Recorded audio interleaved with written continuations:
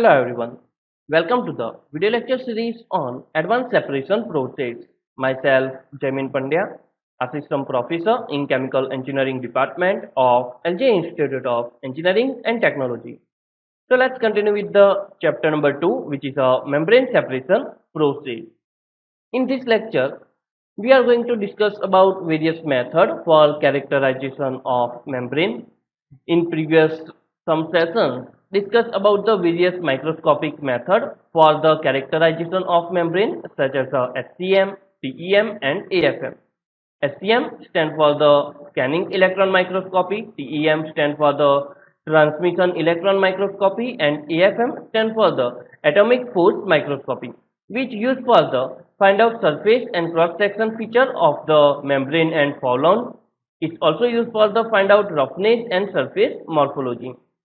Then in previous session discussed about the various performance tests to find out the permeability, rejection and pore size distribution using membrane filtration setup. Then discuss about the membrane porometry method to find out the bubble point or bubble pressure and mercury intrusion instrument to find out information on membrane pore structure. Now in this lecture, we are going to discuss about other methods such as a gas adsorption method and permporometry method to find out the information on membrane pore structure. So let's start with gas adsorption and desorption method, which also known as a BET method. So let's start with this BET method. Pressure of condensable gas is increased to provide monolayer then multilayer sorption on internal surface area of pores until full condensation occurs.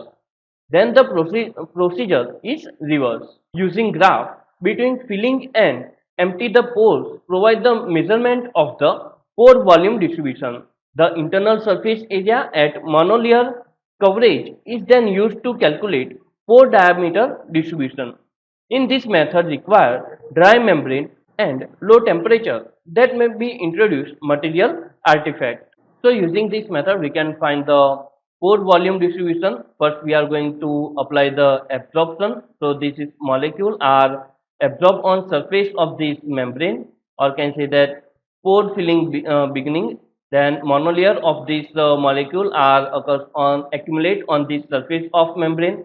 Then continuously pore filling occurs due to the absorption process and we will get the multilayer of this molecule.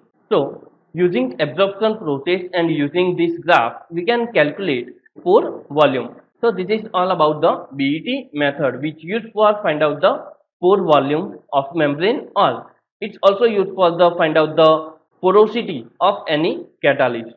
Now let's discuss about next method, which is a molecular weight cutoff. Molecular weight cutoff is a method of characterization used in membrane filtration process to describe pore size distribution and retention capability of membrane.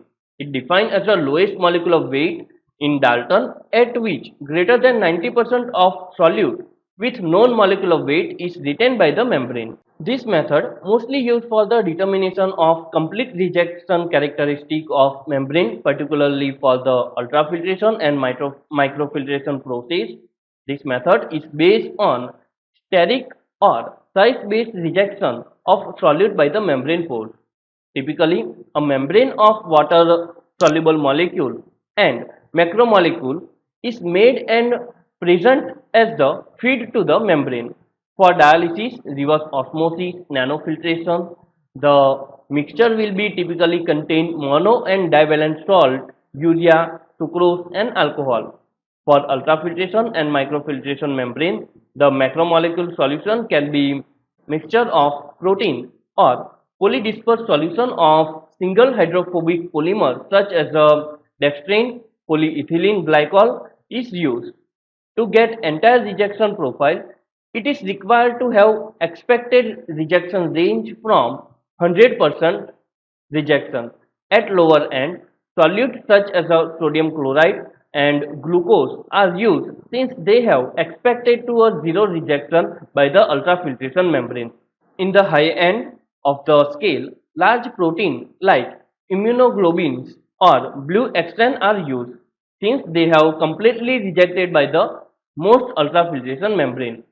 There should be some other solute or intermediate molecular weight. The molecular mass distribution is measured on a straight feed material, usually by the size exclusion chromatography and SCM. The molecular mass distribution is measured on starting feed material and permeate. The result is curve of the percentage rejection against molecular mass. The membrane is usually rated by the mass at which 90% of solute is rejected. This table gives molecular weight cutoff range for few polymeric membrane. So, cellulose acetate have a 1000 to 50,000 molecular weight cutoff for the tubular and flat sheet module. For the polysulfone, there is a 5000 to 50,000 molecular weight cutoff for flat sheet, tubular and hollow fiber module. For the amides, there is a molecular weight cutoff is a 1000 to 50,000 flat sheet, tubular and hollow fiber module. And for polynitrile membrane, 30,000 to 1 lakh molecular weight cutoff for the flat sheet, tubular and hollow fiber membrane module. Among the main sources of uncertainty are the assumptions of solute rejection based on size alone and the solute shape. Therefore, dimension remain negligible for the process. The participation of macromolecule in a pore is based on size, shape and energetic interaction between the solute and membrane material and concentration at pore mouth. The concentration depends on the condition under which filtration measurement was performed. Also, specific and non-specific adsorption of solute to the membrane surface can occur and overestimation of percentage of rejection. Another source of measurement of uncertainty is the calibration of column. Therefore, rating of molecular weight cutoff should not be taken as a geometric absolute.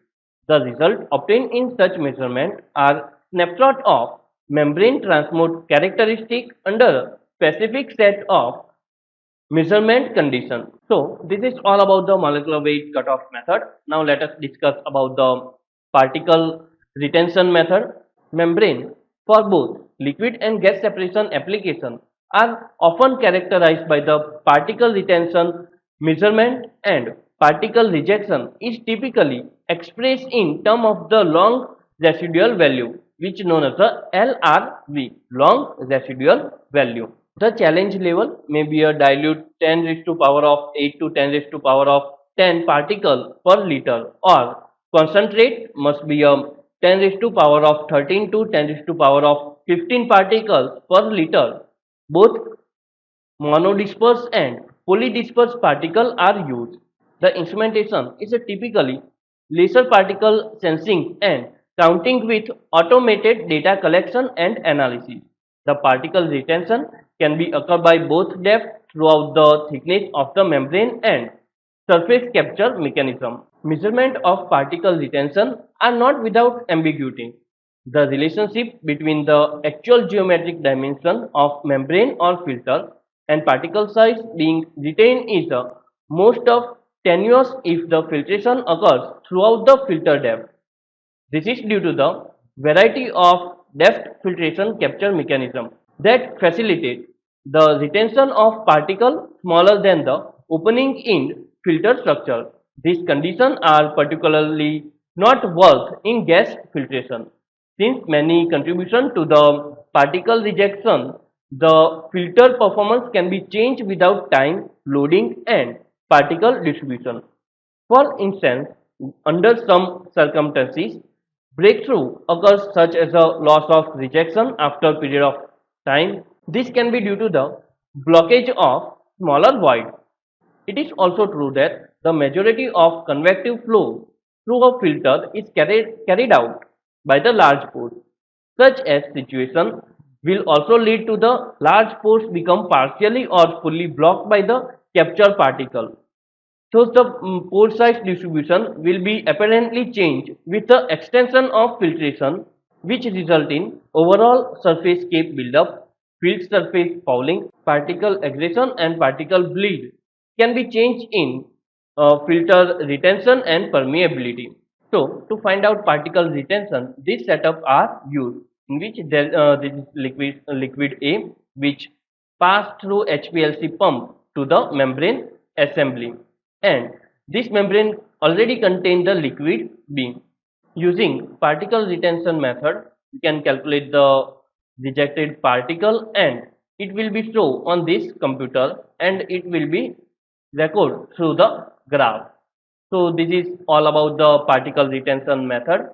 So in this session, discuss about the performance stage for find out permeability, retention and rejection, and also discuss about the transmembrane pressure. Transmembrane pressure, which means the average of inlet pressure, outlet pressure and permeate pressure.